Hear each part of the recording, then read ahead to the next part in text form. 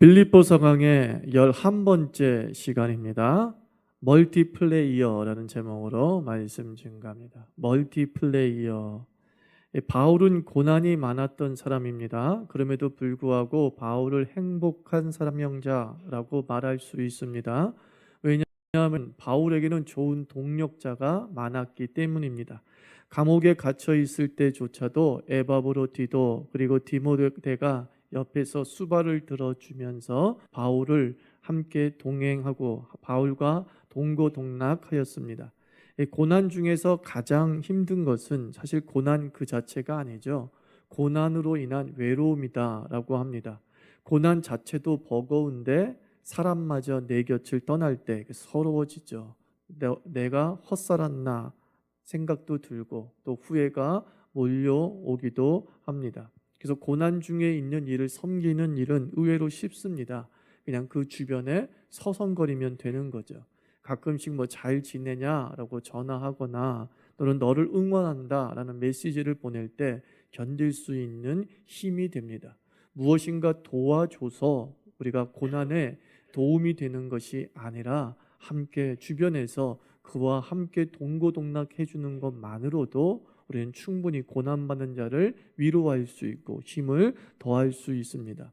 그 영국에서 재미있는 공모를 했다고 하지 않습니까? 런던에서 뉴욕까지 가장 빠르게 가는 방법이 무엇입니까? 라는 공모를 했어요.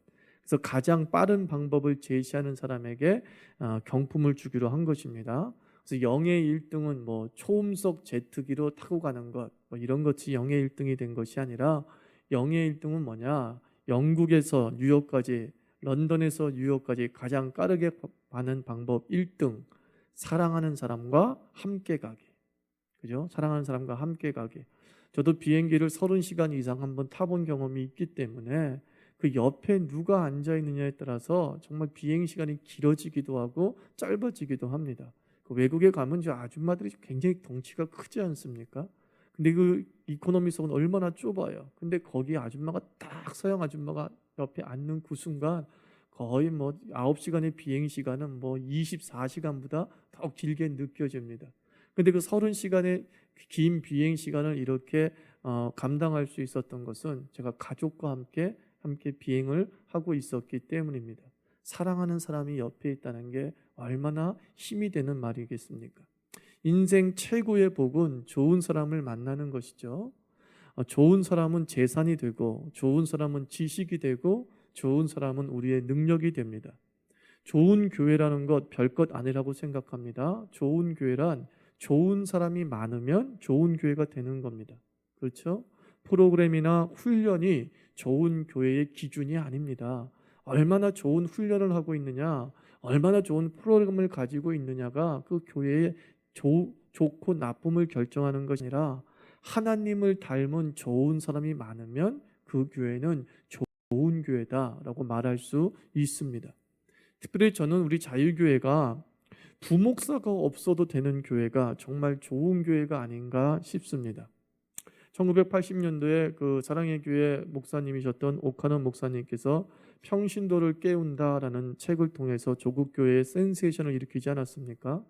그 평신도를 깨운다 내용은 사실 그 가톨릭 신학자 한스 킹의 교회론을 토대로 전개하고 있어요.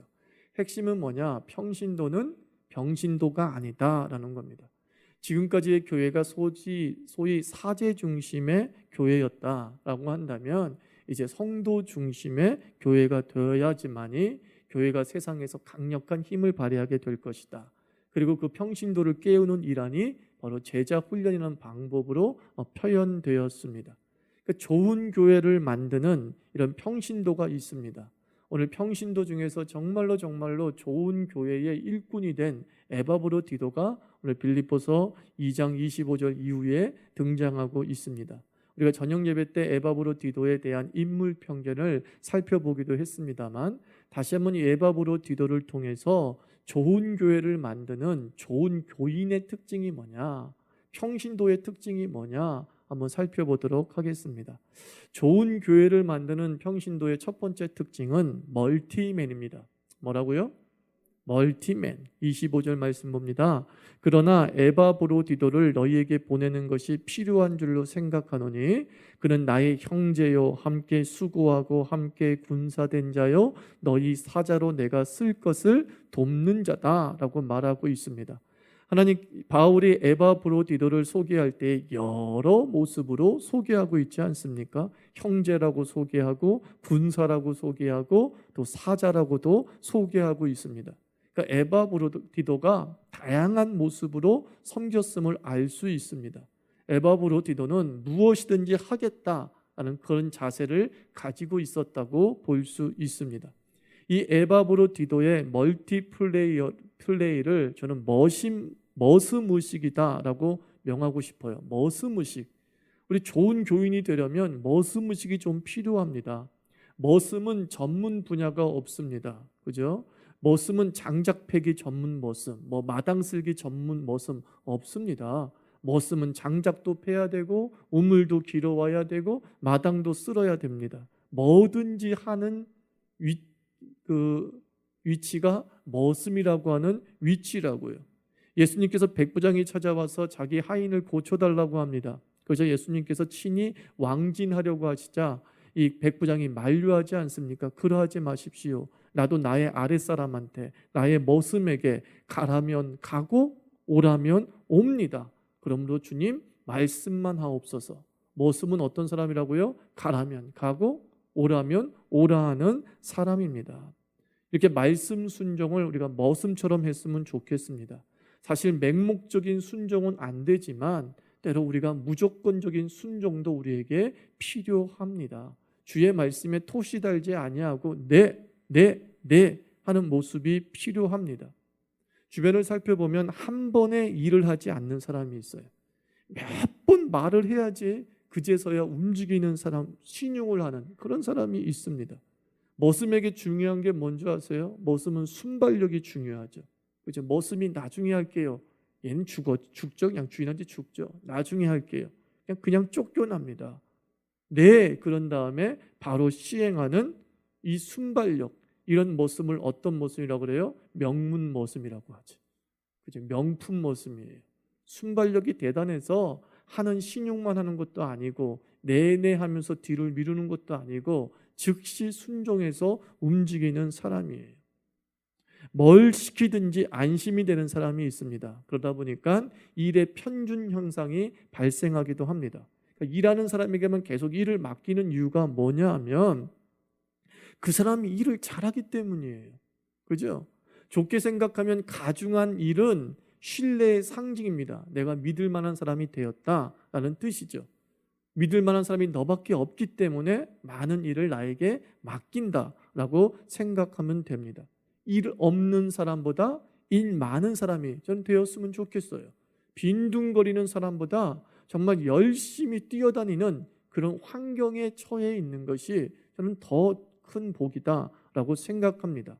하나님께서 많이 맡기고 싶은 그런 신뢰감 있는 일꾼이 되기를 원합니다. 에바브로디도처럼 너는 사자도 해, 너는 형제도 해, 너는 군사도 해. 그럴 때마다 내내내 다 맡으면서 이렇게 멀티플레이를 할 수 있는 그런 그리스도인이 우리에게 필요하죠. 30절 하반절 말씀 보면 에바브로디도에 대해서 이렇게 또 설명합니다. 너희의 일에 부족함을 채우려 했다라고 말하고 있습니다. 그러니까 에바브로디도는 교회가 미처 손대지 못하는 부분을 찾아서 보완하는 그런 섬김을 했다는 겁니다. 자기가 딱 보고서 이건 내가 해야 될 일이네, 다른 사람들이 해야 될 일인데도 다른 사람들이 미처 보지 못해요. 미처 행하지 못해요. 그것을 쪽쪽쏙 뽑아서 부족한 부분을 채웠습니다. 미숙한 섬김이 있기 마련입니다. 교회나 어디서나 3D 업종이 있습니다. 손대고 싶지 않은 그런 부분들이 있습니다. 그런데 에바브로디도는 그것을 찾아서 섬겼습니다. 여러분, 우리 교회가 이곳에서 공사하면서 나름대로 우리가 공사한 것이 꽤 있는데 상당수가 지금 부실 공사로 드러나고 있습니다. 막 스펀지 뚝뚝뚝 떨어지고 그럽니다. 그죠? 그래서 일주일에 한 번씩 떨어질 때마다 이렇게 붙이죠. 어느 날 제가 하나 떨어진 걸 보고서 안 붙여버렸어요, 일부러. 그랬더니 그 다음날 누가 와서 이렇게 붙였더라고요. 에바브로디도가 출연한 거죠. 이거 아무도 안 붙였네? 그럼 내가 붙이면 되지 라고 하는 것입니다. 그런 마음으로 우리 교회에서 어떤 부족한 부분이나 열악한 부분들을 찾아 나갈 수 있는 그 모습이 필요합니다. 자기의 존재 가치를 높여야 됩니다. 없어서는 안 될 사람이 되게 해야 됩니다. 그러기 위해서는 많은 일을 감당하는 것이 가장 좋은 길이 될 수 있습니다. 정말 어느 교회나 가면 다 일꾼이 없다고 얘기합니다. 10,000명 교회도 일꾼이 없대요. 10명 교회도 일꾼이 없대요. 다 일꾼이 없어요. 맞더라고요. 성도는 있는데 일꾼이 없더라고요. 그러니까는 에바브로 디도 같은 사람이 필요한 거예요. 1인 다역을 하는 그런 그리스도인이 필요하죠. 저는 우리 다육교회 한 사람 한 사람이 멀티플레이어 되기를 바랍니다. 멀티맨이 되십시오. 자기가 잘하는 것만 하는 것이 아니라 교회의 부족한 것들을 앞장서서 챙겨나가면서 이 모양 저 모양으로 그 상황에 맞춰 서가는 것, 그것이 정말 교회를 좋게 만들고 이 교회는 참 좋은 교회야 라는 소문이 나게 하는 힘이 될 줄 믿습니다. 두 번째 좋은 교회를 만드는 평신도의 특징은 뭡니까? 올인맨이에요. 첫 번째는 멀티맨이라고 했습니다. 두 번째는 올인맨이에요. 30절 말씀 봅니다. 그가 그리스도의 일을 위하여 죽기에 이르러도 자기 목숨을 돌아보지 아니한 것은 그랬어요. 여기서 목숨을 돌아보다라는 단어가 뭐냐면 파라볼류 에스다이래요. 파라볼류 에스다이, 도박용어라고 합니다. 그러니까 도박사들이 주사위를 던지고 나서 돈 얼마를 걸지 않습니까? 그 판돈을 얘기하는 거예요. 그러니까 돌아보지 아니하였다. 자기 목숨도 돌아보지 아니하였다. 이 말은 무슨 뜻이에요? 자기의 판돈으로 뭘 걸었다는 거예요? 목숨을 걸었다. 그런 뜻이에요. 목숨을 걸었다. 한마디로 올인했다는 겁니다. 자기가 가진 모든 것을 섬김에 올인해 버렸습니다. 저희 집안은 교회를 건축한다고 집을 팔아서 헌금을 했습니다. 지금은 그 집을 팔아서 교회를 세우는 일을 막 미친 짓이라고 합니다. 그리고 기복신앙이라고 폄하하기도 합니다. 그렇게 비판받았던 우리 어머니, 할머니 세대 때 우리 교회는 부흥을 했다고요. 조국 교회는 부흥을 했습니다. 미친 짓 하는 그때에 집 팔아서 섬기던 파라볼류 나이스 하면서 올인했던 그 시대에는요, 도리어 조국교회가 엄청난 부흥이 있었고 폭발적인 부흥이 있었어요. 지금은 성도들이 계산이 매우 빠릅니다. 계산이 빠른 지금 어떻습니까? 도리어 교회가 쇠퇴하고 있습니다. 여러분, 귀신에게 드리는 제사 한번 보십시오. 귀신에게 드리는 구슬 한번 보십시오. 정성이 이만저만하지 않습니다. 정말 그 제사상에 올라가는 것, 썩은 것 전혀 없습니다. 그리고 한번 구술하면 나를 셉니다. 무당은 죽을 힘을 다해서 구술하고 막 작두에도 올라갑니다. 그게 무당들의 모습이에요. 근데 우리는 그런 열정으로 50년대, 60년대, 70년대 섬겼던 우리의 귀중한 자산이 있습니다. 저는 우리 자유교회가 미친 듯이 주님을 사랑하는 모습이 회복되었으면 좋겠어요. 한번 미쳤다는 얘기를 들었으면 좋겠습니다. 바울이 바로 그 미쳤다는 얘기 들은 사람 아닙니까? 바울아, 네가 따르는 예수가 너를 미치게 하였도다. 그 정도로 우리가 미친 듯이 주님에게 섬기는 거죠. 올인하는 거죠. 올인하는 거죠. 목사가 말릴 정도로 올인하는 그 모습이 필요한데 우리는 어떻습니까? 스스로가 워워 하잖아요. 스스로가 워워. 왜 이러지? 내가 너무 교회에 미친 것 아니야? 정신 차려야지. 도대체 여러분, 정상으로 돌아간다는 게 뭡니까? 정상으로 돌아간다는 것이 여러분은 밤 늦게까지 오락하고 안 자는 걸, 그걸 정상이라고 합니까? 야, 내가 새벽기도 왜 나가냐? 나 비정상이다. 그리고 새벽기도 안 나가는 대신에 밤 늦게 자는 게 그게 정상입니까? 생각해 보자는 것이, 우리가 이건 너무 미쳤지 않아? 라고 하는 부분들이 도리어 정상이고요. 우리가 정상처럼 살아가는 그 모습이 매우 타락한 모습일 수 있음을 자기 점검이 필요합니다. 우리가 올인맨이 될 수 있어야 돼. 이왕 주님 섬기는 것, 이왕 주님 따라가는 것, 이왕 주님 믿는 것, 도박판에 돈 걸듯이 난 다 걸었어, 난 예수에게 다 걸었어, 필요한 거죠. 그래서 26절 보십시오. 그가 너희 무리를 간절히 사모하고 자기가 병든 것을 너희가 들은 줄을 알고 심히 근심한지라. 지쳐있는 에바브로디도입니다. 그런데 그것조차 숨기면서 교회에 부담을 주지 않으려는 것이 에바브로디도의 성정이었어요. 그러자 바울이 28절에서 그러므로 내가 더욱 급히 그를 보낸 것은 너희로 그를 다시 보고 기뻐하게 하며 내 근심도 덜려함이라 그랬습니다. 이게 무슨 말이냐면 바울이 에바브로디도를 돌려보냈어요. 좀 가서 쉬어. 이제 그만해. 내 옆에 없어도 되고 이제 빌립보에 왔다 갔다 에베소에 왔다 갔다 하면서 이렇게 지쳐게 일할 필요 없어. 너 돌아가서 좀 쉬어라는 겁니다. 누가 쉬게 했어요? 알아서 다 주변에서 쉬게 해줍니다. 예수님께서도 제자들을 데리고서 힘차게 사역을 다니고 있었습니다. 그리고 제자들이 너무 지쳐있는 것을 보고서 마가복음 6장을 보면 제자를 불러서 얘기합니다. 너희는 한적한 곳으로 가서 쉬어라 라고 말씀하고 있습니다. 하나님이 그렇게 몰인정한 분이 아니시죠. 우리가 워워할 필요 없이 하나님이 다 쉴 기회를 주시는 줄 믿습니다. 환경을 통해서 우리에게 쉴 기회를 주시는 겁니다. 내가 스스로가 정상적으로 섬겨야지, 내가 스스로가 상식적으로 섬겨야지라고 하면서 이 섬김의 브레이크를 굳이 걸 필요가 없습니다. 인생 살면서 한 번쯤은 나 예수의 목숨 걸어봤다, 그 추억이 있어야 되지 않겠습니까? 우리는 목숨을 허튼 것에 올인하잖아요. 번지점프 막 이런 데에 목숨을 걸어요. 무슨 번지점프가 목숨 거는 거에 오락이죠. 아니, 번지점프 할 때 뭐 쓰는지 아십니까? 사고 나서 죽어도 괜찮다, 이거 쓰고 가요. 근데 우리는 기꺼이 그거 쓰고서 그 30m, 40m에 올라갑니다. 대단히 용기 있는 일이죠. 그리고 우쭐한다는 것입니다. 근데 주님의 일을 하라고 하면 피곤해요, 지쳐요. 죽도록 섬기는 건 어리석은 거예요. 하나님은 상식적으로 섬겨야 돼요. 다 맞는 말이죠. 그런데 이 세상에서 가장 어리석은 게 뭡니까? 번지점프 하는 거예요. 이 세상에서 가장 어리석은 게 뭡니까? 롤러코스터 타는 거예요. 다 죽기를 각오하잖아요. 그런데 우리는 그 헛된 것들에 죽기를 각오하고 살아가면서 생명 대신 예수님에게서는 계속 판돈을 조금씩 건다는 거예요. 이거 오래 끌어야 돼. 10원, 20원, 30원씩 건다는 것이죠. 베드로 및 갈릴리 출신 제자들은 예수님이 십자가에 못 박히실 때 다 배신했고 돌아갔습니다. 그럼에도 불구하고 예수님께서 그 어부 출신들의 제자들을 버리지 않고요, 찾아가셔서 회복시키시고 신뢰를 보내십니다.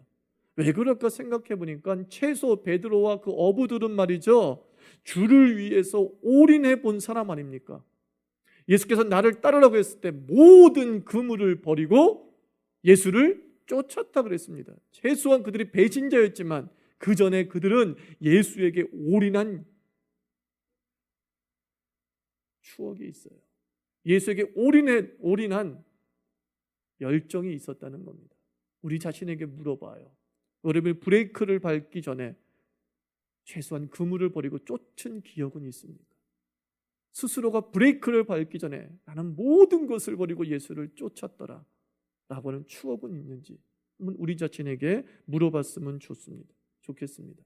죽으라고 뛰어서 제가 죽는 사람 거의 못 봤어요. 죽으라고 뛰어서 죽는 사람 거의 없어요. 여러분, 최고 경영자들 장수한다고 하지 않습니까? 보통 이 최고 경영자들의 평균 수면 시간이 4시간 정도 잔다는 거예요. 그리고 전국 방방곡곡 해외를 드나듭니다. 그럼에도 불구하고 장수예요. 이유는 하나래요. 그들은 스트레스가 없대요. 일을 즐기기 때문에 스트레스가 없다는 거예요. 근데 말단 사원은 8시간 잡니다. 7시간 잡니다. 그런데 그렇게 30대 중풍이 많다면서요. 안타까운 거죠. 일이 많아서인가요? 아니에요. 일이 싫어서예요. 일의 양을 가지고 따지면 최고 경영자가 더 일이 많아요. 근데 그들은 자기 일이라고 막 즐겁게 일을 하기 때문이죠. 말단 직원은 내 일이 아니라고 생각하기 때문에 억지로 일을 하는 거죠. 거기서 우리가 스트레스를 받게 되는 거죠. 태도와 자세가 우리를 죽이는 겁니다. 일의 양이 우리를 죽이는 것이 아니라 그 일을 접하는 태도와 자세가 우리를 좀먹어 가는 거라고. 자녀를 3명 이상 양육하는 어머니는 장수한다. 자녀를 3명 이상 양육하는 어머니는 우울증이 없다. 그런 말이 있습니다. 왜 그래요? 살아야 될 이유가 많은 사람이죠. 그리고 자식 생명 건사하기 위해서는 아침부터 저녁까지 쉴 새 없이 움직여야 되는 것이죠. 너무나 많은 일의 양을 가지고 있는 주부입니다. 그럼에도 불구하고 우울증이 없어요. 그리고 장수예요. 바로 삶에 대한 태도와 자세의 문제라는 거예요. 일이 많아서 죽는 것이 아니라 그 일을 어떻게 바라보느냐라는 것이죠. 나는 이것을 통해 내 자녀를 먹여 살리고 있어, 나의 가족을 먹여 살리고 있어 라고 생각하니까 그것이 힘을 주고 도리어 버틸 수 있는 능력이 되는 것입니다. 계시록 2장 10절 말씀에 내가 죽도록 충성하라, 생명의 면류관을 내게 주리라 라고 말씀합니다. 죽도록과 생명의 면류관이 어울리는 말 아니잖아요. 근데 어울리고 있습니다. 죽음과 생명이 연결되고 있어요. 죽으라고 뛰는데 사실은 안 죽습니다. 그게 신앙이에요. 주를 위해서 죽으라고 섬기는데 죽지 않아요. 죽지 않아요. 그것이 하나님이 우리에게 약속해 주시는 겁니다. 그래서 여러분들, 생명과 그리고 우리의 장수는 하나님의 손에 달린 거잖아요. 내가 오래 살고 싶다고 해서 오래 사는 거 아니고요. 내가 건강하게 살겠다고 해서 건강하게 살게 되는 것 아닙니다. 그것은 하나님의 손 안에 있습니다. 주께 맡겨 드리십시오. 그리고 주께 그 건강과 생명을 맡겨 드렸을 때에 세 번째 좋은 교인의 특징이 나와요. 그것이 뭐냐? 미러클맨이에요. 첫 번째는 멀티맨이라고 했어요. 두 번째는 올인맨이라고 했어요. 세 번째 미러클맨이죠. 27절, 그가 병들어 죽게 되었으나 하나님이 그를 긍휼히 여기셨고 그뿐 아니라 또 나를 긍휼히 여기사 내 근심 위에 근심을 면하게 하셨다. 에바브로디도는 병들어 죽게 되었어요. 아마 심각한 병이었던 모양이에요. 모든 사람이 봤을 때 이건 죽은 병이야. 죽어야 될 병인 거예요. 근데 살았대요? 죽었대요? 살았대요. 하나님이 살려주셨대요. 에바브로디도에게는 치유의 기적이 있었습니다. 영웅에게는 무용담이 있다고 하지 않습니까? 남들이 하지 못하는 것을 경험한 전력이 있다고 하지 않습니까? 이 무용담이 사람들을 끌어당기는 겁니다. 와, 저 사람 얘기 들어보면 진짜 재밌어. 와, 저 사람 얘기를 들어보면 정말 와, 인생은 살만 나는 것 같아. 이렇게 무용담을 가지고 있는 사람들에겐 사람이 모여요. 그 무용담의 기독교 용어가 뭡니까? 간증이죠. 여러분엔 간증이 있습니까? 교회 부흥의 원동력은 교인들의 간증입니다. 세상에서 교회를 자랑합니다. 세상에서 섬김의 은혜를 자랑합니다. 그것이 교회의 부흥의 원동력이 되는 거죠. 이런 말이 있잖아요. 실패는 축소하고 승리는 과장하라 라는 말이 있어요. 경영 컨설팅 회사의 연구에 의하면 실패를 들려줘요. 그리고 한 그룹에는 성공을 들려줘요. 그런데 성공을 들은 사람이 성공 확률이 더 높아지더라, 이런 통계가 나왔습니다. 실패를 통해서 반면교사 삼아라 라고 얘기해 주는데 성공 못해요. 반면에 성공한 사람의 이야기를 통해서 그 길을 따라갔더니만 성공했더라 라는 이야기가 더 많아졌습니다. 우리 히브리서 11장이 바로 그런 내용이에요. 실패는 축소하고 승리는 과장한 성경이 히브리서 11장입니다. 믿음의 조상들의 이야기가 나옵니다. 근데 아브라함, 사라, 이삭, 야곱, 이 사람들의 면면을 살펴보면 실패 투성이가 얼마나 많았습니까? 그런데 히브리서 11장의 특징은 이 사람들은 이런 잘못을 저질렀다 얘기 하나도 나오지 않죠. 실패를 기록하지 않습니다. 그리고 그저 무엇만 기록해요? 그들이 믿음으로 승리하였더라. 이것만 강조해요. 믿음으로 승리하였더라. 여러분, 안 좋은 면은 마귀가 먼저 압니다. 그러니까 마귀가 떠벌리게 놔두라는 거예요. 저는 우리 자유교회 교인들에게 부탁하고 싶은 거 있습니다. 자유교회 안 좋은 거 있어요, 없어요? 있죠. 그것을 교인이 떠벌리는 것이 아니라 마귀가 떠벌리게 놔두라고요. 근데 우리 스스로가 그렇게 떠들 필요가 없는 거죠. 교인은 밝은 면만 강조하는 겁니다. 교인은 하나님의 역사만 강조하는 것입니다. 그리고 그것이 못마땅한 마귀가 자꾸 자유교회 어쩌고저쩌고 헛말하고 다니게 하는 거죠. 근데 우리 스스로가 누워서 침 뱉기식으로 우리 교회는 어쩌고저쩌고 그 순간 어떻게 돼요? 그 부정의 영향이 쫙 퍼져나가면서 교회가 힘들어지게 됩니다. 우리 자신의 삶도 한번 돌이켜 보십시오. 실패와 승리가 교차합니다. 어디에 강조점을 두는가에 해서 달라지는 겁니다. 실패 없는 인생이 어디 있어요? 승리 없는 인생이 어디 있어요? 평생 살면서 실패만 했겠어요? 승리도 있죠. 강조점, 방점을 어디에 두며 무엇을 더 많이 기억하느냐, 이것이 중요합니다. 무엇을 더 많이 기억합니까? 실패를 더 많이 기억하고 있습니까? 날마다 승리를 묵상하고 있습니까?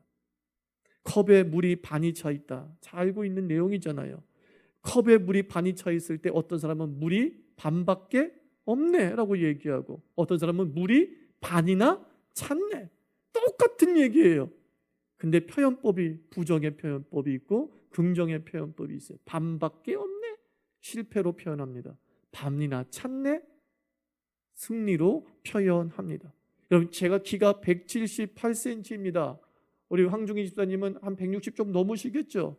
근데 이렇게 생각하십시오. 둘 다 2m 안 되는 건 마찬가지예요. 그렇지 않습니까? 2m를 기준으로 따지면 178도 아무것도 아니에요. 160도 아무것도 아니에요.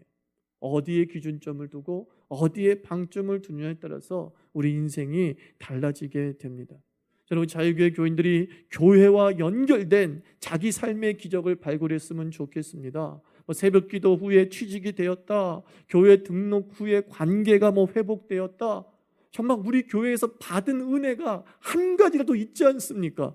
그 한 가지라도 우리가 부여잡고 서로 나누는 때에 그 교회에 대한 애착심이 깊어지게 되고, 함께 있었던 사람들이 와, 생각은 안 해봤는데 우리 교회 괜찮은 교회네 라고 생각하면서 더 똘똘똘똘 뭉치게 됩니다.